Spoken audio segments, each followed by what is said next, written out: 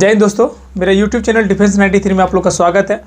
पिछले वीडियोस में आपने देखा होगा कि रीजनिंग क्लासेस लिया हुआ था, इसमें से बहुत सा प्यार दिया गया और प्रीवियस ईयर की जितनी तरह का खास करके 2019 में जो एग्जाम्स हुए था जनवरी, फरवरी और मार्च में, ये सारे प्रीवियस ईयर में करा रहा हूँ और जितने भी तरह का इंपॉर्टेंट क्वेश्चंस जो है मैथ सीरीज का और रीजनिंग सीरीज का वो मैं कंप्लीट कराऊंगा। तो आप कल की वीडियोस देखे होंगे, बिल्कुल इसी तरीके से आज मैथ का होने वाला है। मैं स्पेशल जिस तरीके से आप लोग तैयारी करते हैं उस तरीके से तैयारी करिए, लेकिन आप कोशिश करिए कि जो मैं क्लासेस दे रहा हूँ उस क्लासेस के जो क्वेश्चंस जो करा रहा हूँ इस क्वेश्चंस को देखने की कोशिश करिए, क्योंकि ये क्वेश्चंस कहीं ना कहीं एज इट इज़ आपको देखने को मिलेगा 2021 के एग्जामों में। ठीक है, तो प्रीवियस ईयर से यही फायदा होता है क्योंकि एसएससी की जो रूल्स है ना वो 70 से 80% क्वेश्चन जो होता है वो प्रीवियस ईयर से पूछे जाते हैं, जिससे आपको एक फ़ायदा हो जाएगा। आपको क्या फ़ायदा होगा कि कोई भी क्वेश्चन जो पूछे जाएंगे वो क्वेश्चन बिल्कुल सेम एज इट इज़ देखने को यहीं से मिलेगा। ठीक है, तो टाइम ना गवाए हुए आप लोग सीधे क्वेश्चंस की ओर चलेंगे। तो यदि आप मेरे चैनल पर नए हैं तो चैनल को सब्सक्राइब कर लें और बेल आइकन को दबाना ना भूलें, जिससे आने वाली सारी नोटिफिकेशन सबसे पहले आपको मिले। बच्चे क्वेश्चंस स्टार्टिंग से ही हम लोग चलेंगे, जो सबसे बेहतरीन तरीका से जो क्वेश्चन हम लोग सॉल्व करेंगे।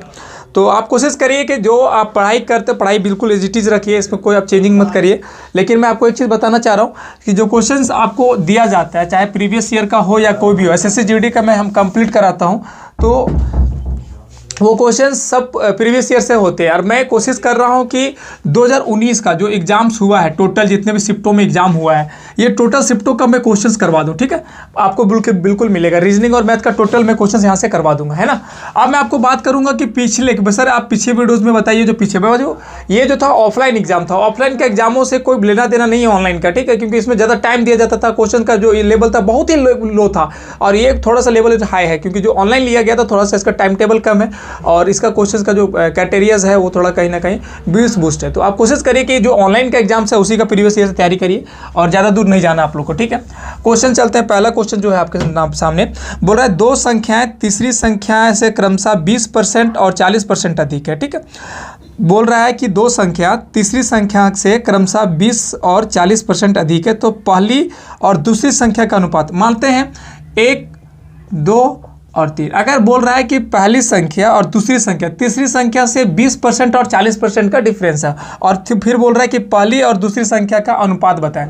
अगर मानते हैं तीसरी संख्या अगर 100 होगा तो ये कितना होगा, ये 120 होगा और ये 140 होगा, है ना, इस टाइप का। नहीं सॉरी, ये बोल रहा है 20% 40%, मतलब ये 120 होगा, ये 140 होगा, है ना, क्योंकि 40% अधिक है और ये 20% अधिक है। क्लियर है। अब बोल रहा है कि सिंपल सी बात है कि ये तरीका क्या होगा, तो 100 पहली संख्या और दूसरी संख्या का अनुपात बोल रहा है, 1 0 से 1 0 कट गया, 6 बार में कटेगा, 7 बार में कटेगा, मतलब 6:7 आंसर हो गया, है ना। तो क्वेश्चन इस तरीके से चलिए जिस तरीके से क्वेश्चन पूछे जाते हैं, आपको फालतू चीज़ नहीं पढ़ना। एक कल वीडियोस में एक मतलब लड़का था, लौंडा तो मैं नहीं बोल सकता, लड़का था, बोला था सर आपने कोई एग्जाम्स क्लियर कराया है क्या, जो दूसरे को आपने जैसे बना रहे हो। अरे भाई तो आप वीडियोस क्यों देख रहे हो यार, मैं जब क्लियर नहीं किया हूँ तो आप मुझे जानते हो अच्छे से, पहले आप जान जाओ कि मैं कौन हूँ, उसके बाद आपको पता चलेगा कि हाँ अब सर ठीक है समझे ना। तो पहले जो चीज़ दिया जाता है उतना ही पढ़िए ना, ज़्यादा क्यों सोच रहे हैं आप, ज़्यादा सोचने से आपकी बहादुरी नहीं है। तो बिल्कुल जितना कराया जाता है उतना ही करिए। क्वेश्चन समझ में आ गया था ना, कि बोल रहा था पहली और दूसरी संख्या जो तीसरी संख्या उन लोग से इतना परसेंट अधिक है, तीसरी संख्या से 40% और 20% की अधिक है। तो ये बोल रहा है पहली संख्या का अनुपात बताने के लिए। तो सिंपल सी क्वेश्चन था, क्लिक करना, 0 6:7 का आंसर हो गया, है ना। अगला क्वेश्चन चलेंगे, दूसरा नंबर क्वेश्चन हम लोग फाइंड करेंगे। दूसरा नंबर क्वेश्चन क्या है, प्लीज़ आप लोग इंस्टाग्राम को मुझे फॉलो नहीं करते तो करते रहिए, फिर इंस्टाग्राम को भी मैं लाइव आता हूँ। अगला क्वेश्चन जो आपके बीच में बच्चा जो बोल रहा है, कितने वर्षों में एक धनराशि 5% वर्ष की ब्याज दर से तिगुनी हो जाएगी। बोल रहा है क्वेश्चंस कि यदि 100 रुपया होगा तो इसका 3 गुना मतलब 300 रुपया कितने वर्ष में हो जाएगा, जब अगर 5% की दर से हो। क्लियर है। तो मतलब 100 रुपया 300 रुपये, मतलब इसको कितना बढ़ना चाहिए, 200 रुपये बढ़ना चाहिए। मतलब यदि P × R × T divided by 100 equal to कितना होना चाहिए, 200, है ना। अब P अगर हम लोग मानते हैं कि इसका अमाउंट जो हमारा प्रिंसिपल है वो 100 रुपया है, रेट ऑफ टाइम 5 रुपया है, और टाइम रेट ऑफ इंटरेस्ट 5 रुपया, टाइम हमको नहीं मालूम है। ठीक है, टाइम को टाइम ही रहने देते हैं, डिवाइडेड बाय 100 है बच्चा। अब यहाँ पे 200 आएगा। अब यहाँ से ये कट गया 2 बार में, है ना। अब इसको कर देते हैं क्या कि 5T equal to cross multiplication करते हैं तो कितना आएगा 200 है। 5 बार में काटेंगे 4 बार, मतलब टाइम इक्वल टू 40, मतलब कितना वर्षों में हो जाएगा, 40 वर्षों में आपका आंसर हो जाएगा कि 40 वर्षों में ये जो हमारा होगा वो 3 गुना हो जाएगा अमाउंट। क्लियर है? मैंने क्या किया, अब सिंपल दिया हुआ था कि कितने वर्षों में 5% वर्ष की दर से कोई जो पैसा है वो 3 गुना हो जाएगा। मतलब अगर 100 रुपया है तो वो कितने वर्षों में 300 रुपया हो जाएगा, तो डिफरेंस कितना है, 200 रुपया का है। 5% रेट ऑफ इंटरेस्ट दिया हुआ, तो टाइम को रहने दिए, पुट करके वैल्यू फाइंड कर दिया है ना, तो टी का इक्वल टू वैल्यू फाइंड निकल गया। तो देखिए क्वेश्चंस को बस तरीके से इजी सॉल्व करना है, बस हम लोग को करना कुछ नहीं है। जो क्वेश्चंस पूछे जाता है बस क्वेश्चंस को ध्यान से देखिए कि क्वेश्चन पूछ क्या रहा है। बिल्कुल आपके पास फॉर्मूला है, क्योंकि मैथ एक ऐसा चीज़ है कि मैथ का डंडा सिर्फ आपके पास फॉर्मूला होना चाहिए। अगर फॉर्मूला का कॉन्सेप्ट बढ़िया है तो 100% कोई क्वेश्चंस को इजी तरीके से सॉल्व कर लेंगे। ठीक है, आप लोग घबराना नहीं है कि हाँ यार ये क्वेश्चन आ गया भाई मुझे नहीं बनेगा, ऐसा नहीं है भाई। क्वेश्चन आपसे बनेगा, 100% बनेगा। खाली सिर्फ क्वेश्चन को समझने की कोशिश करिए, क्वेश्चन क्या पूछ रहा है इस क्वेश्चन के लाइन बाय लाइन देखिए। मैथ का एक ऐसा चीज़ है ना कि मैथ को जल्दबाजी मत सॉल्व करिए। मैथ जो भी क्वेश्चन आता है जल्दबाजी में सॉल्व करिएगा, आपको प्रॉब्लम होगा। आप कोशिश करिए इस क्वेश्चन को सही तरीके से पढ़ लीजिए, फिर समझिए, फिर से एक बार और रीड कर लीजिए, इसके बाद पूछिए, देखिए कि क्वेश्चन पूछ क्या रहा है आपसे, है ना। नेक्स्ट क्वेश्चन बोल रहा है कि कह रहे नेक्स्ट क्वेश्चन, हाँ बोल रहा है एक पहिया 4000 बार परिभ्रमण करके 60 किलोमीटर की दूरी तय करता है। ठीक है, बोल रहा है कि 4000 बार परिभ्रमण मतलब घूमता है एक कार की पहिया। अब बोल रहा है 60 किलोमीटर की दूरी तय करता है। 4000 बार घूमता तो कितना किलोमीटर का तय करता है, मतलब अगर 60 किलोमीटर अगर मीटर में बदलेंगे 60 × 1000 हो जाएगा, है ना, तो कितना हो जाएगा 60,000, है कि नहीं। अब बोल रहा है 4000 बार घूम रहा है, मतलब एक बार घूमने पर वो कितना तय करेगा, तो 3 से 3 जीरो कट गया, ये 2 बार में कटेगा, ये 30 बार में कटेगा, ये कटेगा 5 बार में, 15 बार में, है ना। तो मतलब अगर ये एक बार मतलब घूमेगा तो 15 मीटर की दूरी तय करेगा। मतलब यदि एक पहिया अगर एक बार घूमेगा तो 15 मीटर की दूरी करेगा तय। मतलब यदि एक वृत्त है, यदि एक सर्कल मानते हैं, क्योंकि हमको पता है कि कार का पहिया का शेप एक सर्कल के जैसा होता है, गोल होता है। यदि इसका अगर हम एक सर्कल इसको हम फाइंड कर लेते हैं कि ये एक सर्कल है, तो अगर सर्कल अगर 15 मीटर दिया हो, इसका पूरा लेंथ अगर पूरा 15 मीटर दिया हो, तो क्या होता है सर्कल का परिमीप, तो 2 पाई आर इक्वल टू 15 मीटर, है कि नहीं। अब 2 × पाई का वैल्यू 22/7 होता है, और हमारा त्रिज्या पूछ रहा है क्वेश्चन कि पहिए की त्रिज्या क्या होगा, तो आर तो हम लोग को नहीं पता। अब 15 हम लोग कोशिश करेंगे क्रॉस मल्टीप्लिकेशन करेंगे ना, तो इसके नीचे कुछ नहीं, तो मल्टीप्लाई 22 दूना 44 आर इक्वल टू 7 से गुना हो जाएगा, तो 7 × 5 = 135, है ना बच्चे, होगा कि नहीं, नहीं 135 नहीं 105 होगा, है ना 105। अब r equal to 105 divided by 44 है। अब जो भी यहाँ पे वैल्यू आएगा आपका देखिएगा 2.38 समथिंग कुछ आंसर आएगा। क्लियर है, इस तरीके से आपका r का वैल्यू 2.38 आ जाएगा। तो इस तरीके से सॉल्व करिएगा। यदि किसी चीज़ का लेंथ पूछना हो, अगर पहिए का लेंथ पूछ रहा है, अगर कोई कभी पहिए का लेंथ पूछ रहा हो, सबसे पहले कुछ नहीं करना, वृत्त की परिमाप निकालिए, पैरामीटर निकालिए, इसका वैल्यू निकल आएगा। ठीक है, ऐसे क्वेश्चन पूछे जाते हैं। बार बार बोल रहा हूँ, मेरे द्वारा मैथ और रीजनिंग का बुक लिखा गया है, अगर आप लेना चाहते हैं तो आप इंटरेस्टेड हैं तो प्रीवियस ईयर की वीडियोस को देखिए, इसमें आपका पेमेंट का लिंक दिया हुआ है, इसमें आप पेमेंट फ़ोन पे, गूगल पे, पेटीएम कर सकते हैं। नंबर है 9693647878 पे। इसके बाद आप व्हाट्सअप कर सकते हैं 9142727989 पे। इस पर व्हाट्सअप करके आप स्क्रीनशॉट भेजेंगे तो आपको पीडीएफ मिल जाएगा। ठीक है, अगला क्वेश्चन जो आपके सामने है बच्चा, कि अगला क्वेश्चन बोल रहा है कि 25 ऑफ 4 - 330 + 2² + 18 का मान क्या होगा, वैल्यू क्या होगा। इसे क्वेश्चंस को आप चुटकियों में सॉल्व करेंगे, है ना। ऐसे क्वेश्चन को अगर आपके सामने आ जाए तो चुटकियों में सॉल्व करना है। करना क्या है, तो 25 ऑफ का मतलब गुना होता है -30 + 2² 4 + 8। आपको पता होगा बोर्ड मास का नियम, है ना, बोर्ड मास का नियम आपको पता ही होगा। ब्रैकेट ऑफ और डिवाइडेड, मल्टीपल, एडिशन, सब्सट्रैक्शन। सबसे पहले हम लोग ब्रैकेट का काम करेंगे, इसके पहले ब्रैकेट का काम करेंगे बाहर का। तो 25 चौके 100 हो जाएगा बच्चा, -30 प्लस ये दोनों ब्रैकेट काम करेंगे 22 आ जाएगा। आपको कुछ नहीं, तो इसका संख्या कोई भी संख्या के आगे कोई वैल्यू नहीं होता तो प्लस होता है। अब जाति जाति को एक साथ जोड़ेंगे, ऐसा थोड़ी है कि तुम हिंदू है तो मुस्लिम से शादी कर लेगा, ऐसा नहीं ना, क्योंकि आप लोग जानते हैं कि जो भी जात है उसी जाति से कनेक्ट करना पड़ेगा। तो 22 को 100 से करेंगे तो 122 - 30 कितना आएगा बच्चा, तो 2 आएगा और 92 आंसर राइट होगा। राइट, ऐसे क्वेश्चन को ऐसे सॉल्व करना है, बिल्कुल घबराना नहीं है। अगला क्वेश्चन अगर हम लोग देखेंगे तो ठीक है, क्वेश्चन मज़ेदार है, मज़ा आ रहा होगा, वीडियोस को लाइक करते रहिए, क्योंकि मैं चाहता हूं कि आप लोग वीडियोस को लाइक कर दिए, क्योंकि आप लोग के कारण ही इतना मेहनत कर रहा हूं कि आप लोग को बेहतर रिजल्ट मिल सके। इसके लिए मैं सुबह उठकर यही काम करता हूं कि सबसे पहले आप लोग को वीडियोज़, आप मेरी फैमिली हो। अगला क्वेश्चन बोल रहा है कि यदि x + y = x - y = 3:2 है ना। बोल रहा है कि x + y = x - y = 3:2 है, तो देन बोल रहा है कि अनुपात इसका निकालिए, x² + y² = x² - y², है ना। ऐसे क्वेश्चंस को इस तरीके से अगर पूछे तो आपको करना कुछ नहीं है, पहले ऐसे क्वेश्चंस को x और y के फॉर्म में वैल्यू कर लिया। x और y के फॉर्म में अगर आप वैल्यू ले आते हैं तो 100% आपकी आंसर जो है वो फाइंड निकल आएगा, ठीक है। कैसे क्या करना है, x + y / x - y = का मतलब होता है डिवाइडेड, = 3:2। क्रॉस मल्टीप्लिकेशन करेंगे तो 2x + 2y / 3x - 3y। हाँ, अब अपनी अपनी जात को एक साइड करेंगे तो 2x इधर लाएंगे तो माइनस हो जाएगा, और -3y इधर प्लस इधर लाएंगे तो माइनस हो जाएगा, है ना।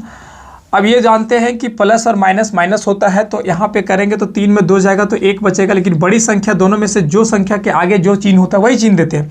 तो 3 बड़ा है कि 2, 3 बड़ा है तो माइनस इसके आगे है, और यहाँ पे माइनस माइनस प्लस होता है, दोनों हमको पता है कि जो दो एक ही जात के लोग ज्वाइंट हो जाते हैं। एक ही जात अगर हुआ तो वो जोड़ा जाएगा, तो एक ही जात है दोनों, अलग अलग जात हो गया, कुछ नहीं तो अलग अलग था इसलिए घटा दिया, लेकिन एक ही जात है दोनों जोड़ देंगे तो 5y हो जाएगा, लेकिन बड़ा कौन है दोनों में, तो 3 है, 3 के आगे जो चिन्ह होगा वो माइनस से माइनस कटेगा, मतलब x का वैल्यू कितना आ गया, 5y, है ना।